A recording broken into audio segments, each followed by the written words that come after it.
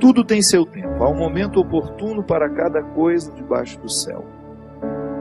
Tempo de nascer, tempo de morrer, tempo de plantar, tempo de arrancar o que foi plantado, tempo de matar, tempo de curar, tempo de destruir, tempo de construir, tempo de chorar, tempo de rir, de lamentar, de dançar, tempo de espalhar pedras e tempo de as ajuntar, tempo de abraçar e tempo de afastar-se dos braços, tempo de procurar, tempo de perder, tempo de guardar, tempo de jogar fora, tempo de rasgar e tempo de costurar, tempo de calar e tempo de falar, tempo do amor, tempo do ódio, tempo da guerra, tempo da paz. Muitas vezes nós matamos a nossa vida, ou matamos a oportunidade de viver bem, porque nós não somos capazes de fazer a leitura correta. O que o tempo está nos pedindo? Cada dia o tempo vai nos pedir alguma coisa. E é esse olhar atento que vai dando a gente essa condição, essa clareza de perceber o que de fato hoje grita pelo meu nome. Qual é a realidade hoje que é inadiável? Às vezes nós somos tão negligentes na percepção disso, que às vezes nós desperdiçamos um mês, um ano, 10, 20, colocando o nosso empenho numa realidade que nem era para aquele momento. E é por isso que é tão interessante a gente desenvolver a habilidade de dizer não e de dizer sim.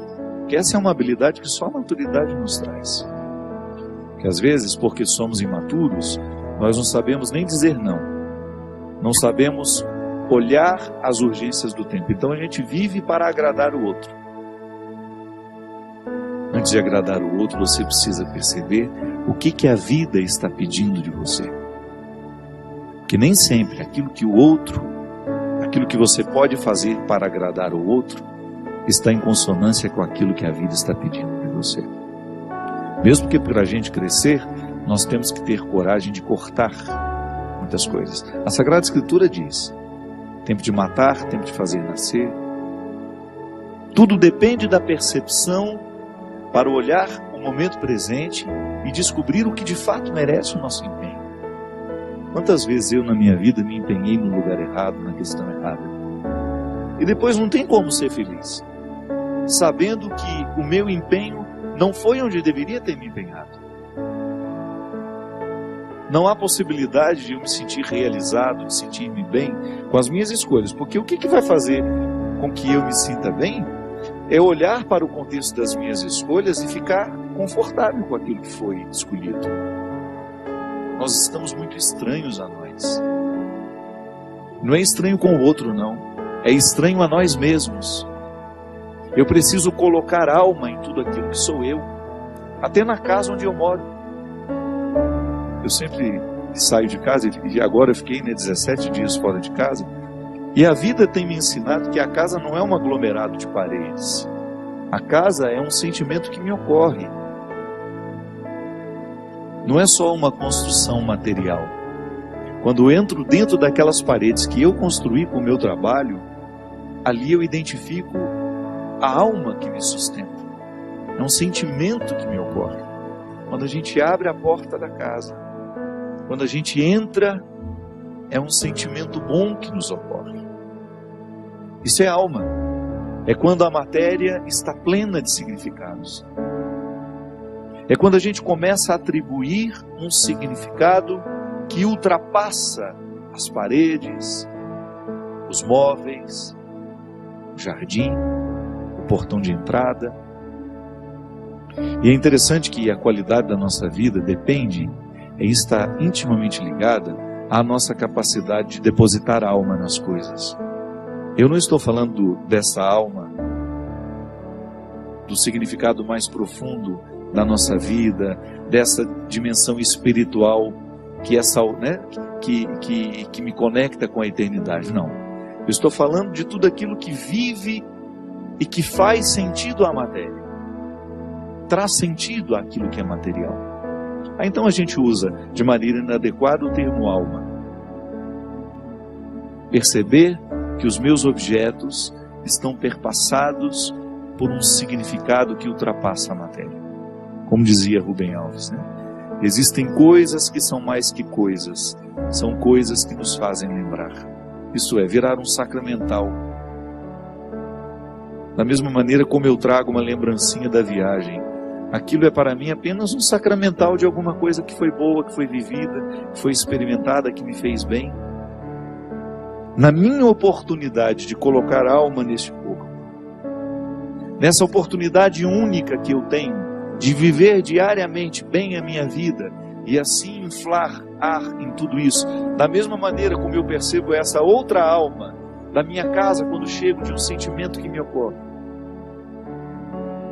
O viver bem, me trazendo a consciência de que hoje, quando eu observo as urgências da minha vida e me empenho, eu estou colocando alma no meu corpo. Agora, quando eu percebo que eu não estou fazendo, que eu não estou me empenhando para viver bem, eu estou sim fragilizando os recursos da minha alma, que são justamente para me ajudar a viver bem a própria vida do corpo. E nós muitas vezes negligenciamos a observância do tempo, como na Escritura que diz: tempo de chorar e tempo de rir. Há momentos que a própria vida te mostra a necessidade de chorar, de jogar para fora os seus excessos, de não ter medo da tristeza, de permitir que essa tristeza cave dentro de nós as suas riquezas e que nos ajude a encontrar a pedra preciosa que só o sofrimento poderia nos levar a conhecer. Depois vem o riso. O riso não nasce por acaso. A gente já cantava aquela música também, né? Ando devagar porque já tive pressa e trago esse sorriso porque já chorei demais. O sorriso é o resultado da lágrima bem chorada. O sorriso é o resultado final de um processo de luta que nós estabelecemos, de observar dia a dia qual é o empenho que aquele dia me pede, o que hoje eu preciso fazer para ter o direito do sorriso amanhã. E é bom, você sabe por quê? Porque à medida em que nós estamos passando o perrengue, sabendo que ele será construtivo, já nascem pequenos sorrisos ao longo desse processo. Quando a gente fala de um sorriso final, é apenas a metáfora de um processo bem feito, bem vivido. Tempo de abraçar, tempo de se afastar. Quanto sofrimento, né? Em perceber o distanciamento como necessário ao crescimento do outro. É aquele filho que vai embora para estudar. Não dá para reter filhos. Por isso que é tempo de abraçar, é tempo de cuidar, é tempo de estar junto. E vai chegar um momento em que esse afastamento será necessário para o próprio curso da vida. Depois volta. Mas num primeiro momento a gente precisa do distanciamento. É a urgência do dia. Chegou a época, é preciso estudar, é preciso buscar um futuro fora daqui. Quando nós observamos o movimento do tempo e as suas urgências, a gente entra dentro do contexto de uma sabedoria irrenunciável à nossa realização humana. Tempo de rasgar, tempo de costurar.